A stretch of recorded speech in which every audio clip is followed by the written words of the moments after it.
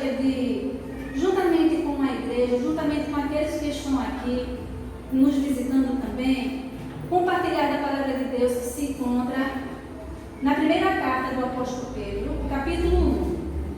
Nós vamos ler apenas 2 versículos, versículos 6 e 7.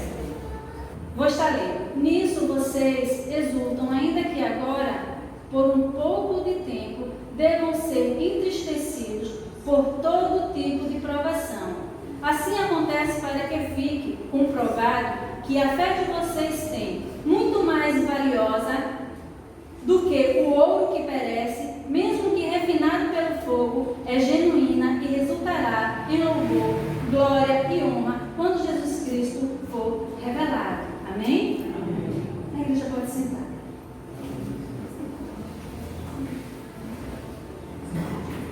A minha oração é que a palavra de Deus encontre guarida em cada coração aqui presente e o Espírito Santo esteja trabalhando nos nossos corações de acordo com as necessidades que cada um de nós temos aqui. Amém? E Francisco Otaviano, ele viveu no século XIX e ele foi um advogado, jornalista, político e poeta. E em um dos seus textos, que eu gosto muito, Ilusões da Vida, ele escreveu: quem passou pela vida em branca nuvem e em plácido repouso adormeceu, quem não sentiu o frio da desgraça, quem passou pela vida e não sofreu, foi espectro de homem, não homem, só passou pela vida e não viveu. Essa poesia, ela me encanta desde a infância e ela retrata o sofrimento como algo inerente à vida. O sofrimento, ele faz parte da vida e é comum a pobres e ricos, jovens e velhos, brancos e negros, doutores e iletrados, celebridades e anônimos, bons e maus, elite e turba. De fato, o sofrimento é democrático. O sofrimento é para todos, sem distinção. E nem mesmo o Filho de Deus foi poupado do sofrimento. E o apóstolo Pedro, quando ele escreveu esta carta, ele escreveu em condições adversas de sofrimento e perseguição. Na ocasião em que o imperador Nero ele pôs fogo em Roma, ele culpou os cristãos porque esses se opunham à cultura romana e Nero espalhou rapidamente o boato de que tinham sido os cristãos que tinham colocado fogo na cidade.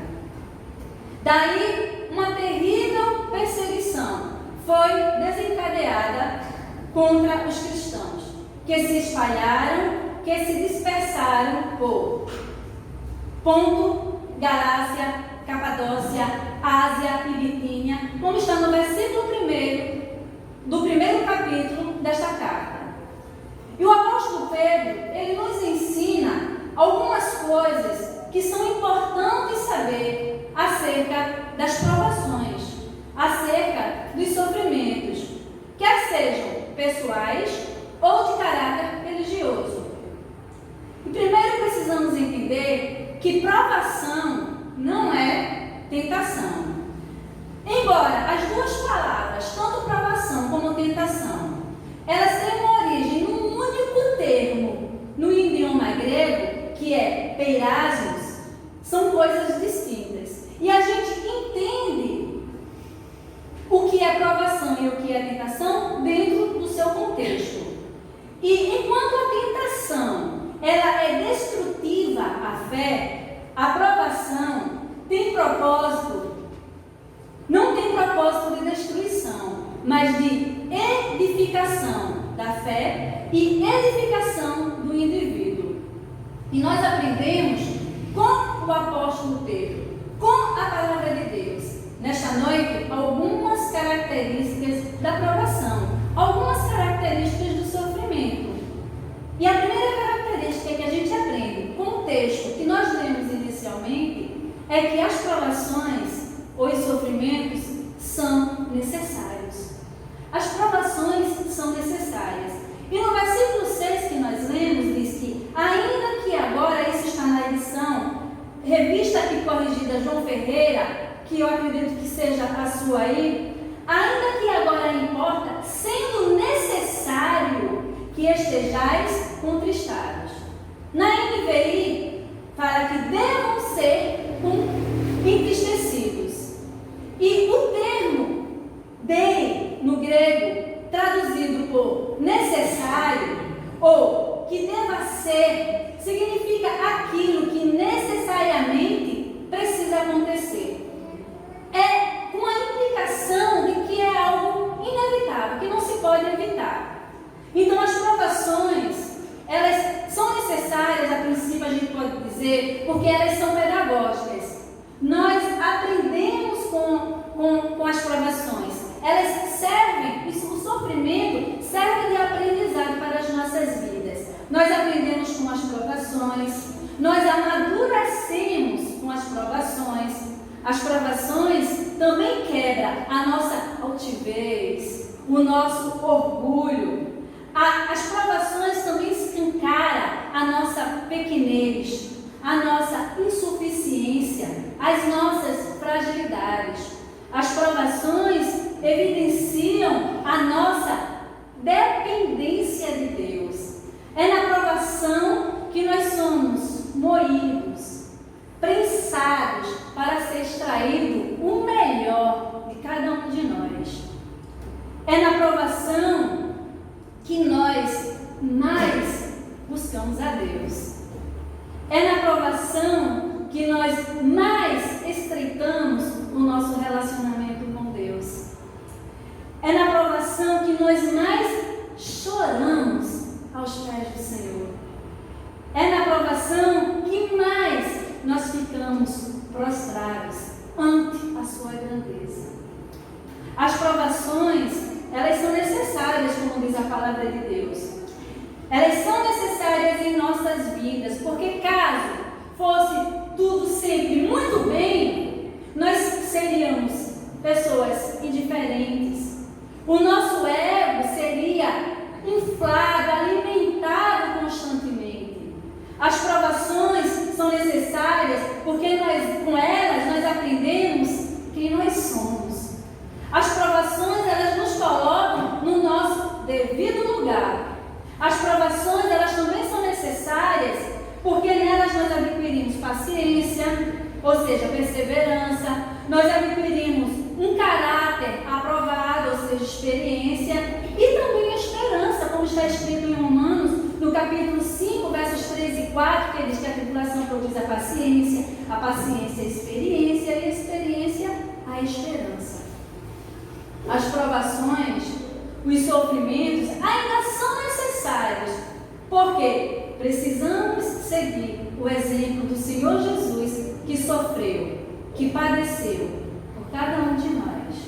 Como está escrito na primeira carta do apóstolo Pedro, você pode acompanhar aí na sua Bíblia, no capítulo 2, versículo 21, que diz: porque para isto sois chamados, pois também Cristo padeceu por vós, por nós, deixando-nos o exemplo para que sigais as suas pisadas.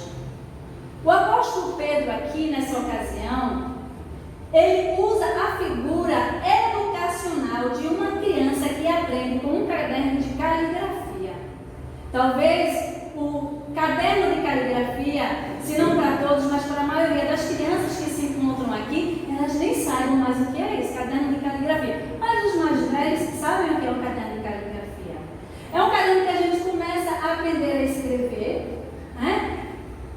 Copiando os contornos das letras, das frases que ali estão, e a gente até adquire uma letra legível e também mais bonita.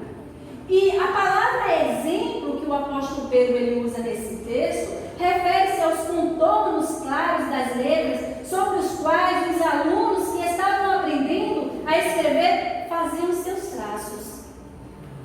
O sofrimento ele é necessário, pois nele nós seguimos o contorno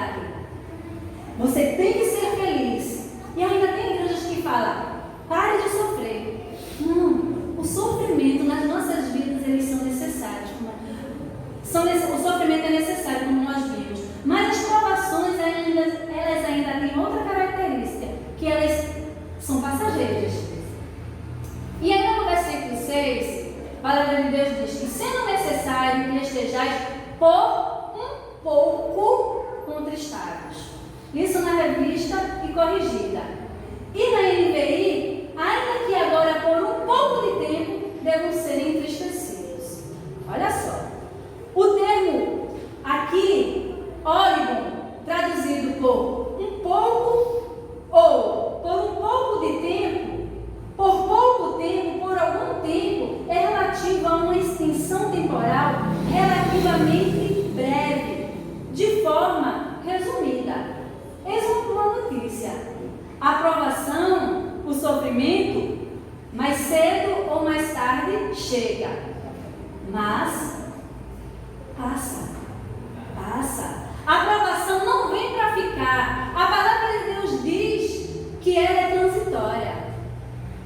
Dura o tempo necessário para o aperfeiçoamento do nosso caráter, dos nossos valores, das nossas qualidades e dos nossos conceitos. A provação, o sofrimento, vem e vai, chega e sai, para cumprir o propósito necessário de Deus nas nossas vidas.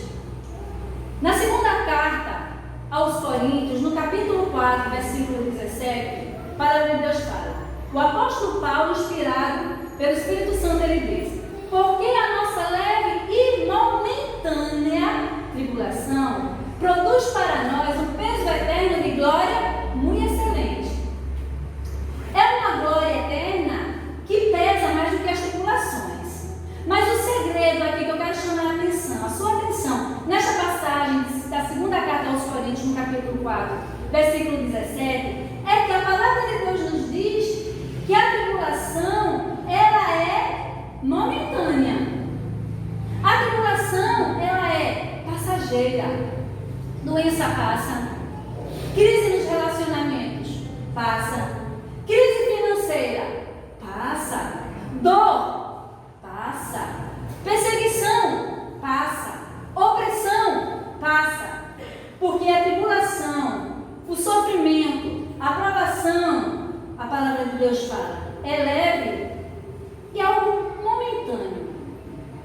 E se não passar nesta vida, eu tenho algo que acalenta os nossos corações. Passará quando estivermos na eternidade, onde o peso de glória é mais excelente, é mais elevado que os nossos sofrimentos.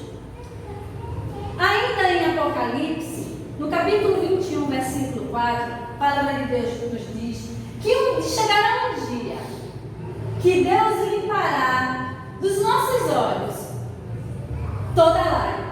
E não haverá mais morte, e não haverá mais pranto, nem clamor e nem dor. Chegará um dia que tudo vai cessar. As tribulações, as provações, os sofrimentos passam. Se não nesta vida, se não deste plano, passará na eternidade, se permanecermos fiéis ao nosso Deus. Amém? Amém. E é isso que deve trazer consolo aos nossos corações. Se é enfermidade que você passa, se é problemas financeiros, se são problemas financeiros, se é crise no relacionamento, se você é uma pessoa que é angustiada, é amargurada, saiba que essa tribulação, que esse sofrimento, ele há de passar. Amém? Uma outra característica da provação, que as provações, a gente viu que elas são necessárias, que elas são passageiras, e agora a palavra de Deus nos diz, ainda no versículo 6, que elas são variadas. Eita, que agora o negócio foi. Como se não bastasse sofrimento, provação, ainda tem uma variedade. Muito que a gente passa. Versículo 6, no capítulo 1, fala que contristados com várias, a tradução diz tentações. Mas dentro do contexto, a melhor tradução é provações. Contristados com várias provações.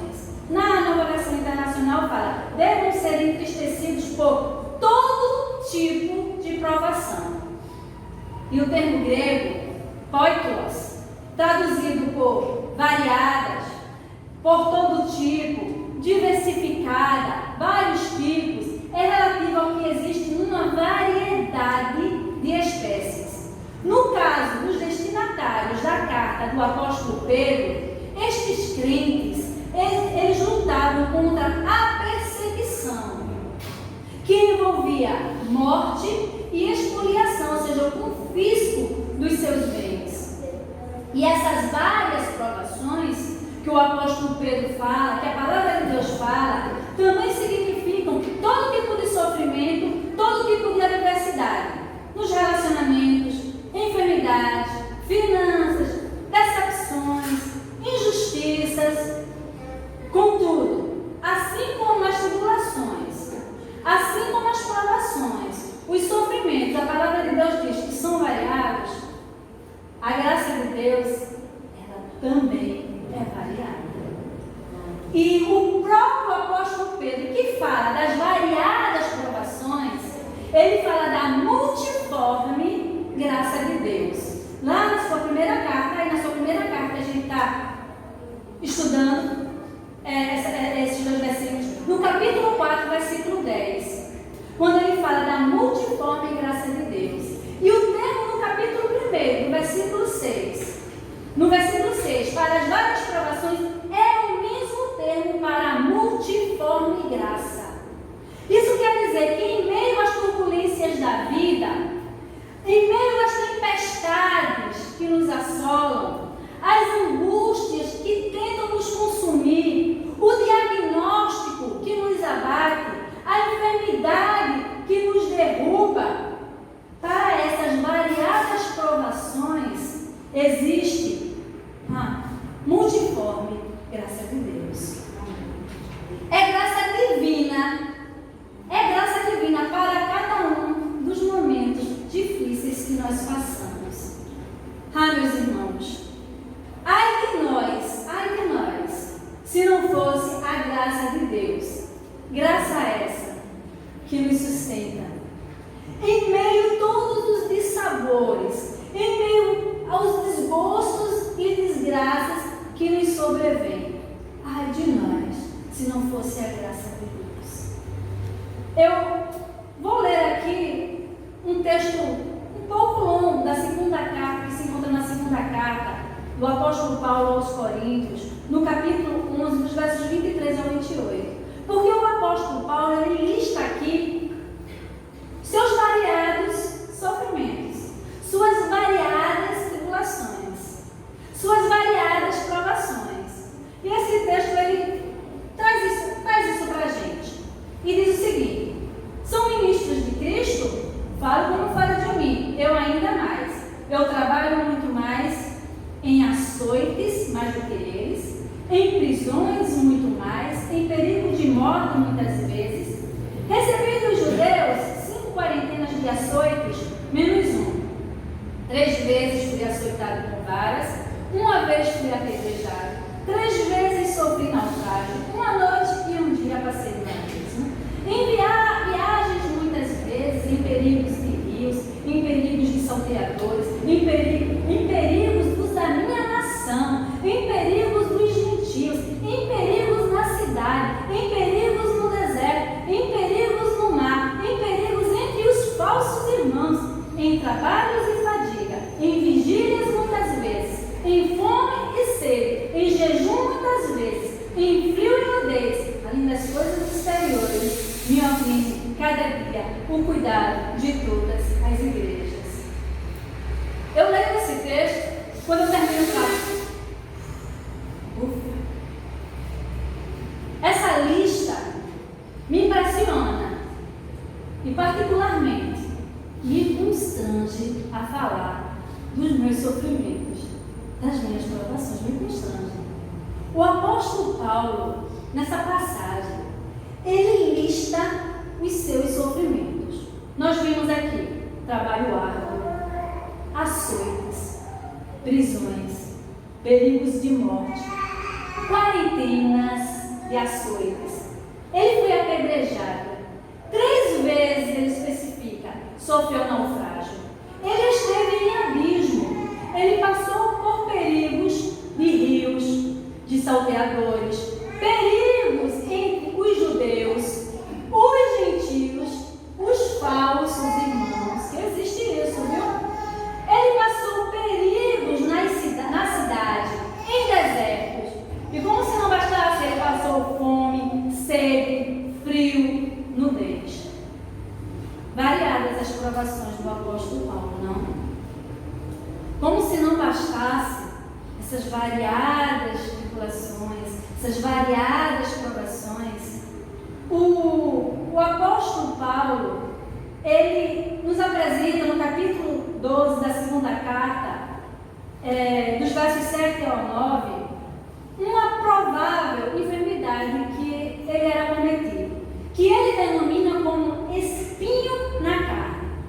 E ele orou a Deus, especificamente 3 vezes ele orou ao Senhor para que fosse retirado, para que Deus o livrasse daquele tormento que ele denominava como espinho na carne, enviado de Satanás, ele dizia. Ele orou ao Senhor. Sabe qual a resposta de Deus? A minha graça te basta. Meus irmãos, a graça de Deus, ela é suficiente nas nossas vidas.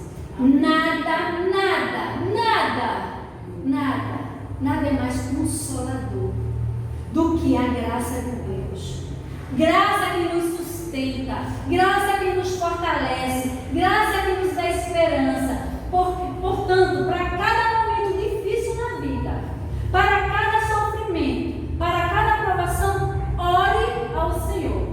E Ele virá ao teu socorro. Se não for para te livrar da provação, da tribulação, é para te conceder graça em meio à provação e ao sofrimento. Amém? Amém. Eu quero concluir essa reflexão fazendo a aplicação do versículo 7 que nós lemos inicialmente, do capítulo 1 que se encontra na primeira carta do apóstolo Pedro. Quando ele diz, para que a prova da vossa fé, muito mais preciosa do que o ouro, que perece e é provado pelo fogo, se ache em louvor e honra e glória na revelação de Jesus Cristo. Fazendo uma breve visita, semana passada, a uma vizinha, amiga e irmã em Cristo, na ocasião nós conversávamos sobre o Evangelho. E eu simplesmente amo falar das coisas de Deus, amo falar do Evangelho. Quando eu encontro uma pessoa que também tem essa mesma intensidade de falar das coisas de Deus, meu esposo teve que me buscar lá na casa dela. Porque eu perdi o horário. Ele chegou do trabalho e disse, onde é que está a minha mulher? Está do lado. Ela é uma dessas pessoas que a gente lembra daquela passagem que o Senhor Jesus disse, a boca fala do que o coração está cheio. Sabe, uma pessoa cheia das coisas de Deus é essa irmã em Cristo. E eu também a amo em Jesus Cristo. E ela, na ocasião, ela me contou uma história que eu quero compartilhar com cada um de vocês aqui nesta noite. E essa história que ela me contou é uma aplicação do versículo 7 do capítulo 1 de 1 Pedro. E também é a conclusão da mensagem nesta noite. E ela contou a seguinte história de uma missionária que levou um grupo de crianças para Ourives, na Índia, para que essas crianças pudessem observar o refino do ouro. E no meio do fogo estava ali uma telha curvada e nela havia uma mistura de alguns ingredientes, de algumas substâncias, e junto a esses ingredientes havia ouro. E à medida que o fogo devorava a mistura, o ouro se tornava cada vez mais puro. O ourives, ele tirava o ouro com uma pinça e se o ouro ainda não estivesse puro o suficiente, ele recolocava o ouro lá no fogo. E cada vez que o ouro era recolocado no fogo, o ourives aumentava ainda mais a temperatura, aquecia ainda mais ali o ambiente. E aí o grupo de crianças que estava ali a observar o ourives, o trabalho do ourives, perguntou: quando é que o Senhor saberá que o ouro estará purificado? E o ourives respondeu: quando eu puder ver o meu rosto no ouro. E é assim a nossa fé. Nós somos provados no fogo a fim de sermos refinados, purificados, até sermos transformados à imagem do nosso Deus, do nosso Senhor Jesus. Nosso caráter é aperfeiçoado à medida que nós passamos pelos crisóis da vida. O propósito da provação é nos fazer parecidos com o nosso Senhor. O que eu vou falar agora, esse testemunho, eu nem costumo falar, dar testemunho pessoal de público. Porque uma coisa que eu ouvi uma vez o meu professor, na verdade, de homilética, disse: evite dar testemunho pessoal, porque você termina chamando a atenção para si. Mas eu não estou querendo chamar a atenção para mim. Eu quero chamar a sua atenção para a glória de Deus. E eu vou abrir aquele espaço para esse testemunho. Há alguns anos atrás, eu acho que a maioria que sabe, de um problema de saúde que a minha filha foi acometida. Ela, na verdade, ela tinha esse problema, só que ele não tinha desencadeado. Desencadeou quando ela era uma adolescente, no auge da adolescência. A menina simplesmente foi à escola, perfeita, com a mochila nas costas, feliz da vida, com a alegria que ela ia, cantando, pulando, brincando. E quem acompanhava ela sabe disso. E no belo dia, nesse dia que ela saiu, nesse mesmo dia, ela voltou puxando uma das pernas. E a casa que nós morávamos lá em Recife era uma casa alta, privilegiada na rua, porque ela era uma casa alta que ela dava uma visão para a gente lá da avenida e que a gente ficava muitas vezes observando quando elas pegavam um ônibus para ir à escola e quando elas estavam já para largar, eu ficava lá no meu terraço vendo quando elas desciam do ônibus e estavam se aproximando de casa. E naquele dia ela veio arrastando a perna. E meu esposo, que estava do meu lado, ele saiu correndo ao encontro dela. O que foi que tinha acontecido? E desde então, meus irmãos, foi uma peregrinação lá em Recife. Uma peregrinação para saber o que essa menina tinha. Toda semana, todos os dias, a semana tem 7 dias, com exceção do sábado e do domingo. Não tinha, eram raras semanas que a gente não ia de segunda a sexta, atrás de exames e consultas. Ela tinha plano de saúde, a gente já estava pagando fora do plano de saúde, porque a gente já não sabia mais o que fazer. E foram dias de muita angústia, Eu não sabia o que a minha filha era saudável aparentemente. E a minha filha chegou num ponto em que as articulações dela estavam atrofiando. Ela, para você ter ideia, era uma menina ativa, inteligente, dinâmica, toca bateria. Mas ela não conseguia. Tinha dias que ela não conseguia nem levar o garfo até a boca. Ela não conseguia digitar. O vento, ao bater na pele dela, o vento doía nas articulações. O que doía nela no corpo, doía em mim na alma.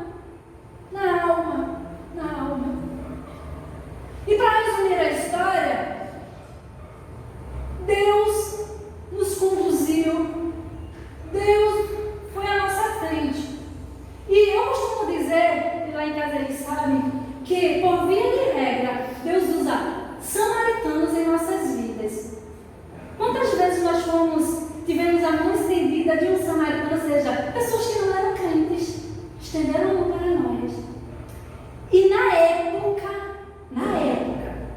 lá em Recife, para vocês terem ideia, o custo de vida em Recife, nossa, o que a gente consome aqui com relação a o que a gente gasta de dinheiro numa feira hoje aqui, hoje a gente já gastava há 5 anos atrás em Recife.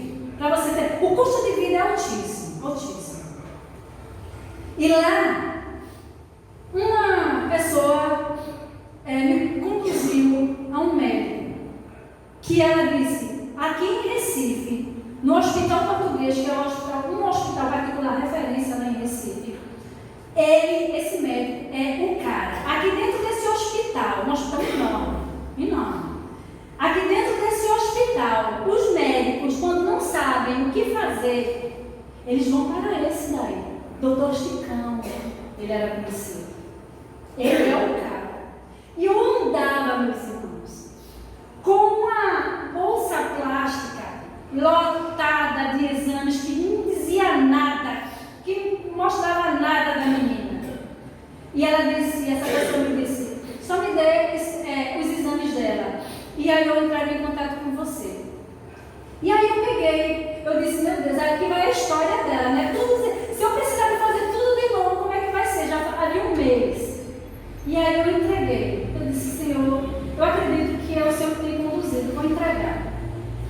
Humanamente falando, na minha última cartada. Entreguei.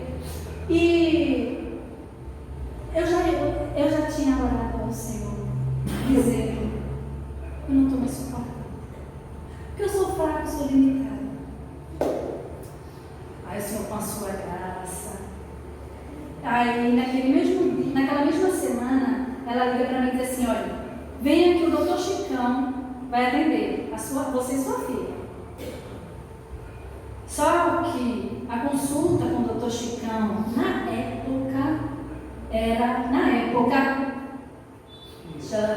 deixa eu ver aqui a quantidade, né? 8 anos atrás.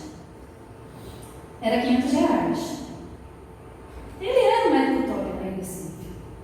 Hoje deve estar mais de R$1.000. Se ele estiver, né? Eu espero que ele esteja vivo ainda, porque ele era já bem idoso. E aí ela disse, não se preocupe, porque ele vai atender vocês, sem cobrar nada. E nós fomos nesse consultório 3 vezes. E ele deu o diagnóstico.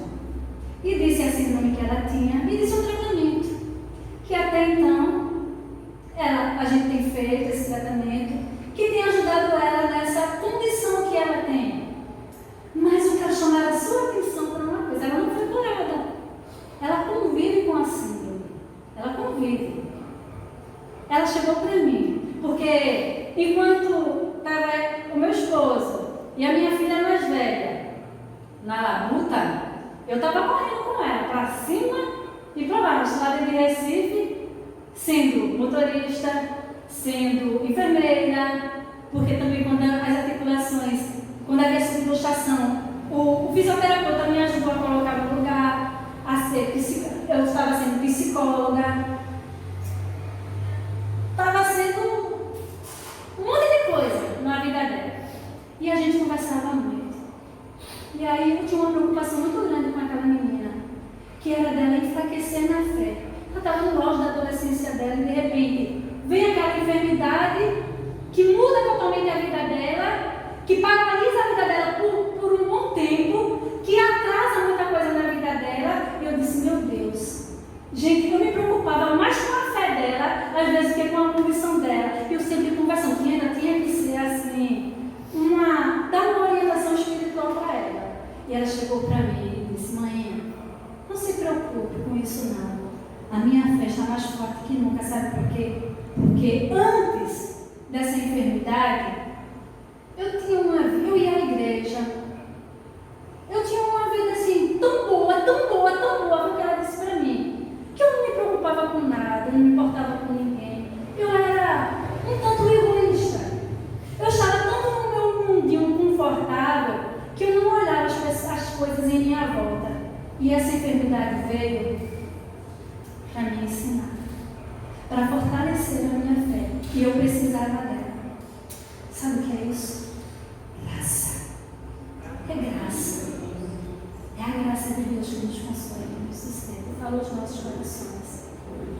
O propósito da provação não é a nossa destruição, mas é a nossa qualificação, a nossa purificação, a nossa santificação para a nossa aprovação. Amém? Amém. Agora, concluindo de verdade, eu quero deixar uma frase que eu ouvi no filme Graça e Perdão, que eu pedi para os adolescentes assistirem. Quem assistiu já, quem não assistiu perdeu. Um dos personagens do filme disse o seguinte: fé, quando tudo está indo bem, pode não ser uma fé verdadeira. Só quando nossas vidas elas estão destroçadas, destruídas, temos de fato a oportunidade de provar que a nossa fé é verdadeira. Amém? Amém. Que Deus nos abençoe. Glória a Deus.